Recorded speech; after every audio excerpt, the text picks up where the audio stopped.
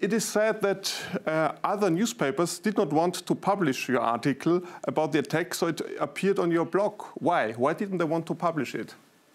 Actually, I didn't try because things have changed so much in the American media because of Trump.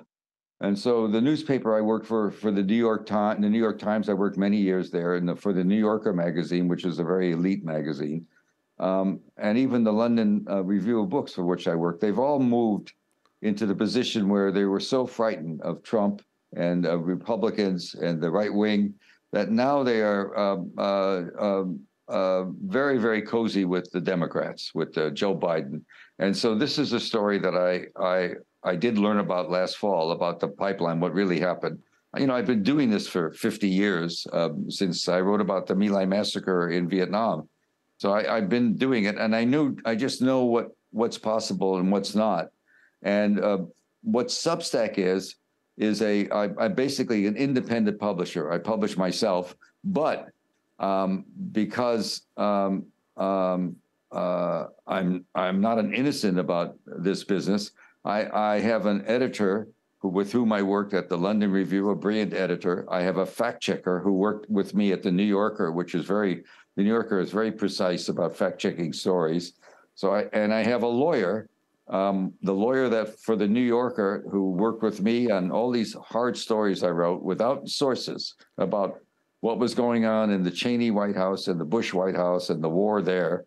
My lawyer is now in private practice, and he is my lawyer. So I'm going through the same process I did if I were working at the New York Times or the Washington Post. Only, to be honest, I don't have to deal with an editor. I publish myself. And my attitude towards the American press is, frankly, that if 90% of the editors were fired, we'd be much better off because they're so frightened. They're so frightened of writing something that's critical of Joe Biden right now. They think that'll mean the Republicans will be back in office, I guess. I just don't know. You recently criticized the US mainstream media for doing too little research, hardly criticizing government and practicing censorship. So what's the reason for that, and has something changed in the past decades here?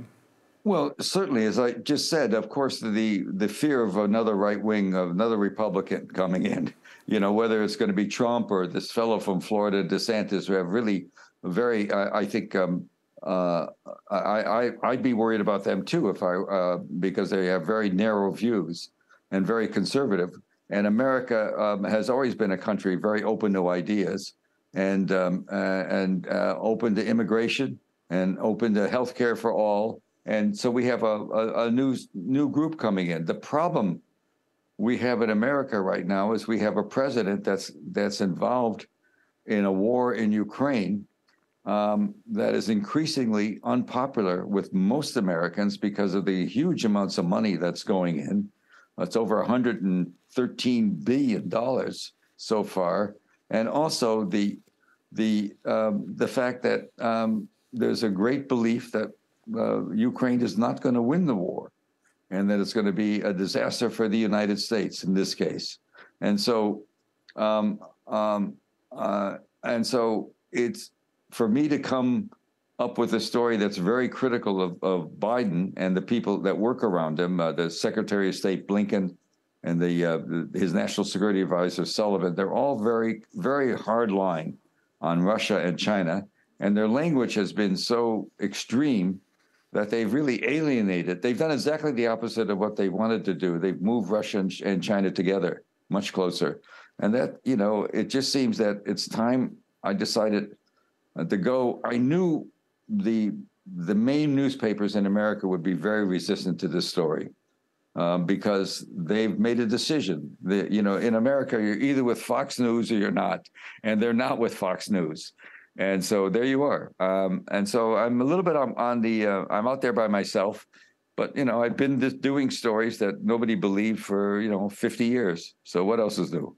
So you also seem to have a critical look at the war in Ukraine. And do you know President Biden personally? What is your assessment of him? No, I don't. I've been in Washington since 1965, and he came into the Senate in 1972. I think his social programs in America are very good. He's interested in environment. and he's passed bills to help the poor do better. He's done a lot more for the average American than the Trump administration did. For that, I favor him, but he's over his head. He's just, as they say, over his skis, really, as an old skier, when it comes to what he's doing in the Ukraine. He's putting enormous pressure on your country, not your country, in Germany, and also Western Europe to support him in a war.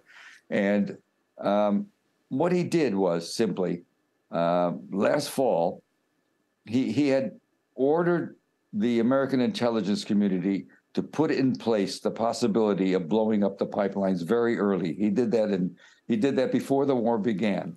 And I think the idea then was for the American community. We work with Norway. The Norwegians have been our supporters in all things when it comes to fighting Russia. They're very anti-Russia. And as you know, they have a 1,400-mile border along the Atlantic Ocean with the Russians. I mean, with all the way from Oslo to they meet Russia in the Arctic Circle. And so we do an awful lot of work with them. They helped us a great deal in the idea that the president had.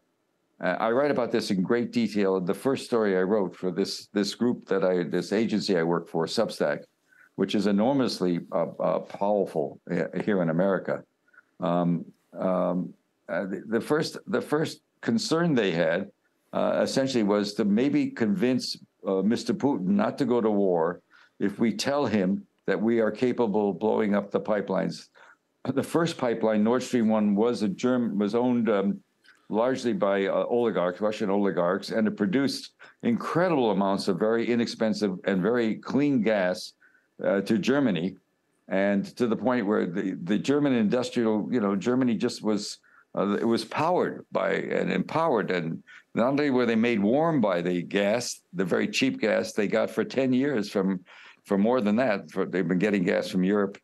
The United States has always been very frightened of Russia with its gas and oil deposits and its ability to sell to Germany from the Kennedy years on. We saw Russia using its gas and oil as a weapon to support its communist ideas and to get influence in Germany and Western Europe. We always viewed that way. That's been absolutely consistent of all American presidents. And so this president, Biden, also has that view. He's given speech when he worked as vice president for President Obama. He gave speeches about the threat of Russia. So he's always known that was an issue. And so here he is in a war in Ukraine last fall. He learns it's not going well. I mean, he's told. I don't know what the president knows and what he doesn't know. I'm not very impressed by the president or his foreign policy people. I think they're very narrow. They're not unwise. They're educated, but they're running all we've done is put Russia. We've been treating him and talking so badly about Russia and China that we've driven them together now. And there's no question Putin cannot be admired for what he did. He started a war, the first major war in Western Europe since World War II. I mean, the most bloody. Sure, there was Chechnya, and there was also the war in the Balkans. But the war that he's done now and the damage he's done now it's going to be on his soul forever. But having said that, what we're doing by supporting Ukraine so overwhelmingly in a war it's not going to win, that's what my people tell me. He's put Western Europe and Germany into a bind. Last fall, it was, as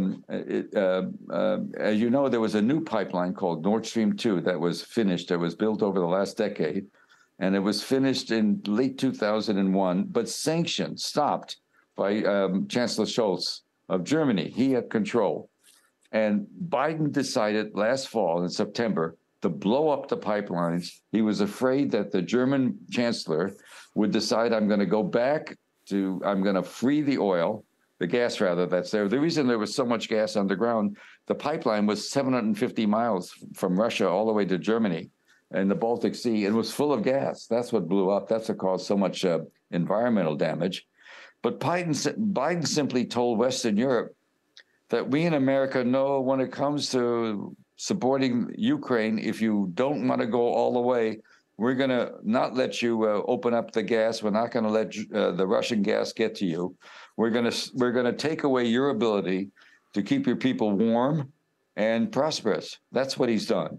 And the price of that in Europe is going to be very acute. It's already, I'm getting so much information, so many calls from the journalists and people like you in Europe who are wondering how can you decide to build a new plant this fall in Western Europe anywhere and not know what the fuel cost is going to be. It's going up now and it's going to go up more.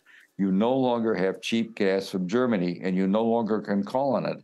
And Biden has taken that option from you. And is it an act of war? I don't know.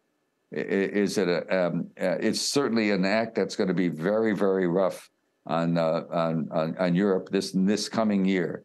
You're not going to have the gas you need, and you're going to have to pay more for it. As an experienced journalist, how do you judge the reliability of a source and the story? First of all, you must. Your readers obviously, haven't had a chance to read the story, although there's been stories written about it in the German press in some detail. The story is a long story full of meetings. One, the first time the president wanted a meeting in the White House, who he met, what the language was. I used a lot of very specific information on purpose. The real question they first asked, the White House first wanted the intelligence community. They had a meeting. The National Security Advisor, Jake Sullivan, convened a meeting of the CIA. Our signals group is called the National Security Agency. You had people from the Joint Chiefs of Staff, State Department, the Treasury Department. They had a bunch of secret meetings before Christmas in 2021. This is 3 months before the Russians attacked, but it was clear they were mobilizing forces. And so I write about the early meetings. I write about what was discussed. I use some very specific language, but believe me, the White House knows. I've been doing this for 50 years, and I've written so many. You mentioned some of the stories I've done, almost always without naming a source, because you cannot name a source, because somebody who's talking to me should not be talking to me. They're breaking a confidence. But it's the way it is. That's what I've been doing for when I worked for the New York Times. I worked 7-8 years there. I wrote about the CIA spying on American citizens that led to a big investigation. I wrote about the CIA doing all it could to destroy the Allende government in Chile. I wrote all kinds of stories about that, never with a name source. And in fact, the New York Times wrote a story last week alleging that actually a very strange story about some Ukrainians that rented a yacht, and the yacht went ashore, and there was some evidence that they were the yacht that was used to make a dive. We're talking about diving 260 feet underwater in the Baltic Sea. For the divers to go down, they have to stop every 90 feet or so, otherwise they get ill with the nitrogen poisoning. We call it the bends. And it was a very complicated thing to blow up. And anyway, it was a crazy story with no sources in it, because that's just the way it is if you want to get information from the community. And so I'm not bothered by it. I have a reputation, and I'm putting it on the line. I am saying in one of the debates they had, in the first debate, the question asked of the community by the White House, and they're looking for reasons that something to stop Putin with. The question was, do we want something? And the language used was this: something that's reversible or irreversible. Something that would be reversible would be more sanctions. And the sanctions, as you know, they haven't worked out for Russia. And if you want to know about sanctions, ask Cuba about it. We've been sanctioning Cuba since 1950 or 60. It's still there. And the other thing was irreversible is something kinetic.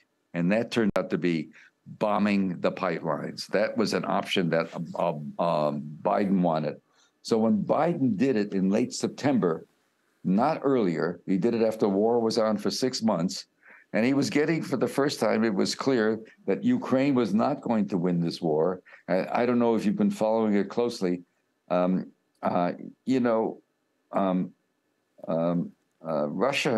Putin has yet to put his regular army into it. He's still dealing with this crazy group of prisoners, ex-prisoners, the Wagner group. And by the way, when I was writing about Vietnam as a kid, I was against the war, and I wrote about a major massacre where 500 people were killed by the American soldiers. And maybe 30 or 40% of the soldiers in that unit were kids, young kids from tough neighborhoods who had gotten in trouble with the police. I mean, sometimes beating up people, sometimes robbing people. And they were told by the judges, join the army. So the notion that Russia has an army full of prisoners, we certainly had an army in 1968 when the massacre took place of the unit that was involved, that was 1/3 or more had people that should have been in jail, but were sent to the army. That's just a fact of the way you do it. You always use the young and not the high, the middle class and upper class people do not fight wars. It's the lower class people that do. So there you are, the people, the immigrants, the new people to America. Anyway, my story had an awful lot of detail in it. That's and the White House is simply what it does. It says it's not true. We deny it. And I am telling you that as time goes on, and particularly with this last story about a yacht that was used to do deep sea diving, which was so stupid, it was beyond belief. I'm not losing the fight about what the truth is. Only problem for Joe Biden and his people is they're all educated people, but they're really very dumb when it comes to foreign policy. He's got a fixation that he can use Ukraine, which in the beginning it was very popular for him to support Ukraine, but it's not going to get him reelected, and it's not going to get him renominated. He's in trouble on that war.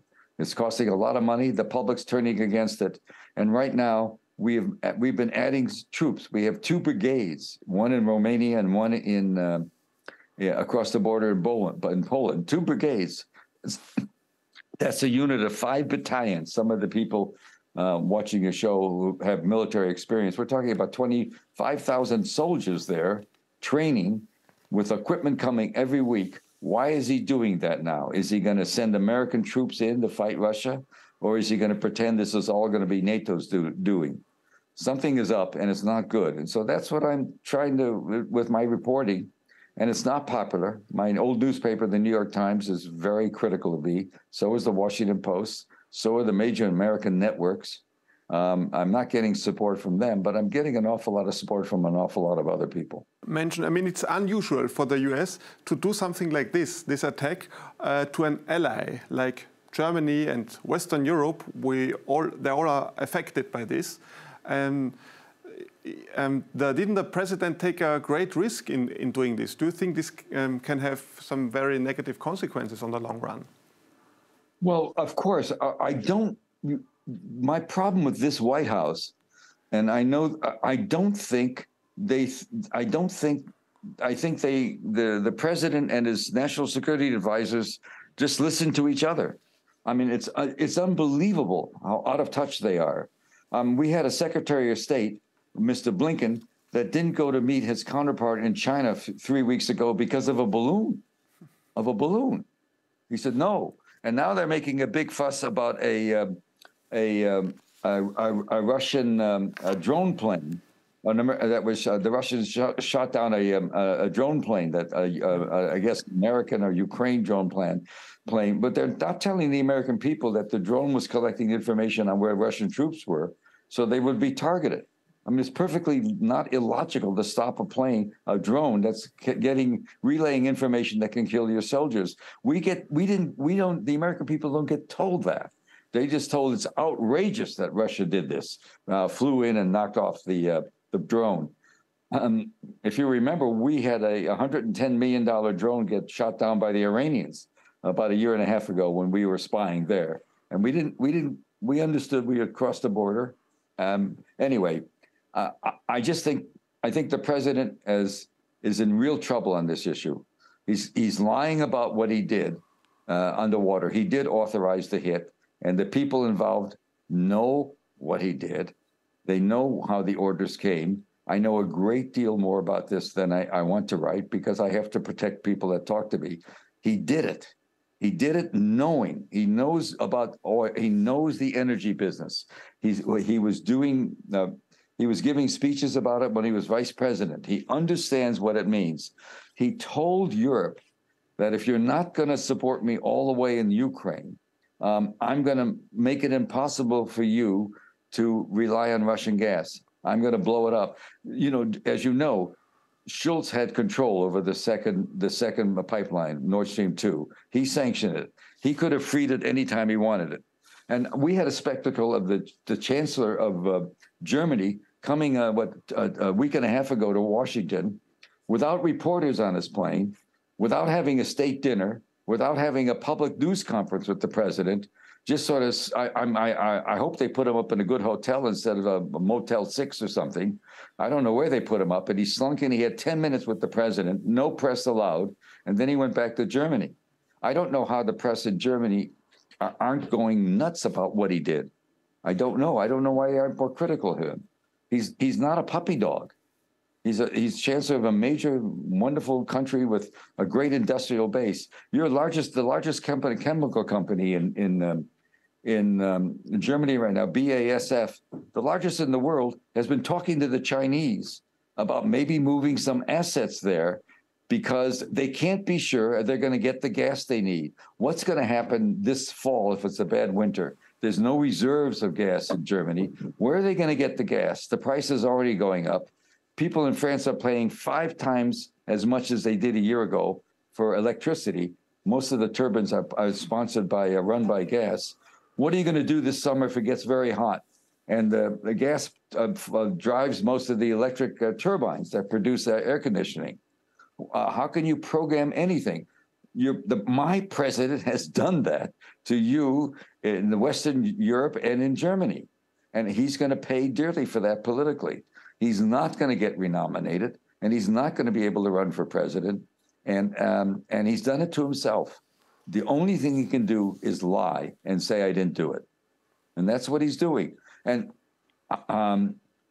you know, in my 50 years, I've never been invited to the White House and never wanted to go. And that's just the way it is. And I've always had the fortune of being recognized as a good enough reporter, so nobody ever made me had a beat. The New York Times, when I worked there, wanted me to be the White House correspondent, which is a great job.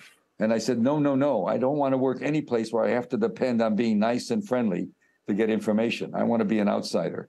And we need more outsiders right now. You guys in television are very important on this because you're not beholden.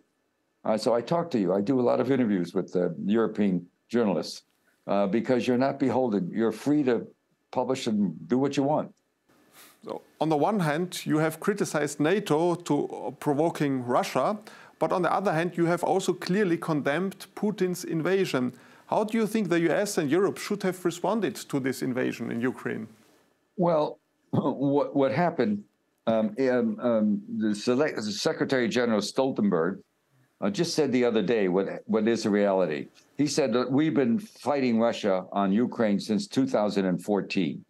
There was the Maidan Revolution. The United States clearly was behind that. We supported the overthrow of a government there. It was led by not a very strong leader. He liked ancient cars. He owned a lot of ancient cars. He was pro-Russia, but still wanted to be in the EU and wanted to trade. And I don't think NATO ever was interested in Ukraine as a member because the corruption there is enormous. It's still very enormous. The corruption right now is unbelievable. It's not clear what percentage of an American dollar ever gets it really into the field. And Ukraine's now, they're out of supplies, they're out of soldiers. It's just a question of time and how much Putin wants to do. And look, I'm very critical. And so the Secretary General said since 2014, we've been fighting Russia. And so he actually said that the other day, literally. And of course, that's true. The hatred of Russia in the Baltic states, Norway, one of them, and Sweden and Denmark, is acute. Putin's policies. One thing I will say about Russia, it's did a lot of trade with the West under Putin. And in the last few years, I was there 3-4 years ago, there was no fear of being very critical of Putin in conversations with me by leaders in industry. I had a lot of meetings there, and people in the Politburo there. There was critical. He's very strong. He's very smart. He's a lot smarter than, I will tell you, many American politicians. I read his speeches. He does have factual base. He's a good member, collector of facts. He's also lives in a fantasy world about a Russia that really doesn't exist anymore. And he didn't do this without provocation. We had promised Russia 30 years ago, Gorbachev, when East and West Germany was accepted into NATO, when they two merged, that we would not spread NATO to the East, and we did. And we also have moved missiles a couple of years ago, missiles that we claim are defensive on the border with Poland, and they could be turned, everybody knows these are weapons that could be turned overnight into missiles that can throw nuclear bombs that can wipe out Moscow in 8 minutes. So we've done that. We've escalated. We've provoked him. The language of Putin, a language my president has been very hostile towards Russia and China from the beginning, which surprised me. I just don't know why they started off so angry. But politically, in America, it's very good to be against Russia. We don't like Putin. We're hostile to him. American businesses were doing quite well there. As you remember, McDonald's was there. American hotels were there. When I was last there, Moscow's a great city to visit. St. Petersburg, if you like opera, like my family does, it's wonderful opera, and it has the greatest collection of impressionist paintings. I mean, it's a great tourist place to be. He's cost all that. Putin's lost all that. He's lost a lot in this war, and what he's going to do now is the next question. What is he going to want to get out? What's the settlement going to be? And I'm going to be writing about that again because I have some ideas. I know what some people in our government think. There's a lot of good people in the American government, and there's a big disconnect between what even many of the people, not everyone, but many of the people in the State Department and the CIA and even in Congress, really, some people in Congress, we don't want to be always on edge with Russia. We'd rather trade with them and do it. But Putin's made it tough, and now Biden's made it very tough in the future to have a relationship with Russia. Russia's going to win this war or get a settlement at once, and then we're going to be at odds still with Russia, and that's not good for anybody. Much better to be trading partners and share the wealth. And so I think my president's made a terrible mistake. He thinks going after being as tough as he was about Ukraine is going to get him renominated. He's an old man. He's not very articulate sometimes. He's got a decent soul. I don't question him at all. I think he's a decent man, God-fearing man, if you will. And but he's putting us on a path, a very, very, very, very dangerous path. And my friends at the New York Times and my friends at the Washington Post disagree with me. But so be it. What I wrote, I know is true. I don't throw 50 years away on a lark. I know it's right. I know the meetings I described and the details, what happened in Norway, how we did it with the most professional miners. And let me tell you something about a real covert operation. The way they run an operation, and I've been dealing with intelligence for 50 years. I was the worst soldier, but I was the soldier in the U.S. Army. I was an infantryman. I was trained to fight and kill people way back when, before Vietnam. But the real problem, the real long-term problem we have is we're going to have to learn to live with a China that's very aggressive, very competent, very all over the world. China has more seaports than you might want to believe. They have control of ports all over the world. They've invested in it. They think ahead. They're going to be a major league economic force. Russia is now closer with China than ever. And none of this is, and we're seeing the world realign. Much of the third world is supporting Russia in its war against Ukraine and not us. We have lost our way in this war. And honestly, if you want to know something, I'm very glad of it. I don't like the idea of America as being the leader of the world. I don't think that's our role. We should just take care of ourselves and stop. We have troops in 800 different military units around the world. We have bases in 800 places around the world. The special forces have bases in 180 countries around the world. What on earth are we doing? What are we doing? It's time for us to crawl back and stop being the emperor. We're not. That's my attitude. As a loyal American citizen, I love my country, absolutely, as much as anybody can.